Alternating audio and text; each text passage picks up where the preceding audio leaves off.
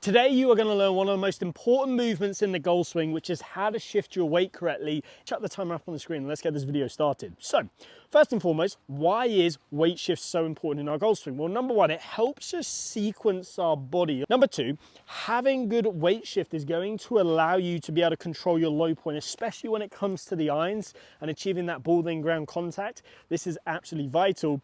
It also helps you achieve, believe it or not, this beautiful lag swing. If I just hold this club in the center of my chest and I start to sway back and forth between my left leg and right leg, you can see how this just creates this momentum to the club, which allows us to create this beautiful sort of lagging motion in your swing. Now, a lot of people overcomplicate this, but if I just tell you, look, your weight shift driver, the main thing that helps you do this is your trail leg. Your trail leg pushes you back onto your lead side. It helps you get that big shift in terms of the pelvis moving about 4 to 6 inches back towards the target. And it all comes from the trail leg pushing in a certain direction, which we're going to go through.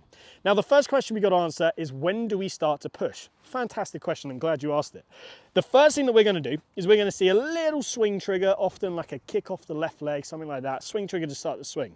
Now, once that's happened, the right leg starts to push away from us. So if you are 12 o'clock, that camera's 3 o'clock, I'm going to be pushing kind of towards that camera, roughly just after left shaft parallel to the ground. So just after the take, I'm going to start to push. That gets me recentered, and I'm going to continue to push, which gets me shifting all the way back round. So if you're somebody who struggles generating a center pivot, if you're somebody who struggles with backswing rotation, who struggles with weight shift, who struggles with getting all the way through, low point control, lag, all of these things, then this is a must-do thing for you. Again, we push just after shaft parallel and we push towards 3 o'clock, which gets our weight shifting back towards the target. Now, let's run through an exercise that's going to help you do this. So the drill that I'm going to give you is actually to go online and just buy a yoga wedge. This is just one of these sort of foamy yoga wedges, but they are fantastic. This cost me £10 for 2 of them. Now, what I want you to do is set up to the golf ball and place this yoga wedge right underneath your right foot. And you can see it sort of banks this right foot in. Now, here's the thing. If we look at another sport, Olympic sprinting, 100-meter race, the reason they start in blocks where their feet are sort of up like this is because you can apply more force into that block versus if their foot was down on the ground. So this is why this is going to help us with our weight shift. So position this so it points sort of, I guess, down the ramp is pointing straight down towards the target. So this is sort of pointing 3 o'clock to 9 o'clock if you're 12 o'clock. Step onto this, and then what you're going to feel like, I might just move it slightly, there we go.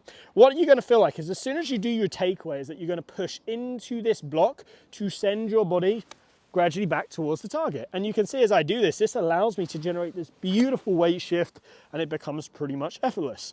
And the great thing is you can hit shots doing this. And again, try and make this silky smooth. Don't try and absolutely lash at it. But here's what it would look like if I just go nice and smooth. I push into the block, weight shift,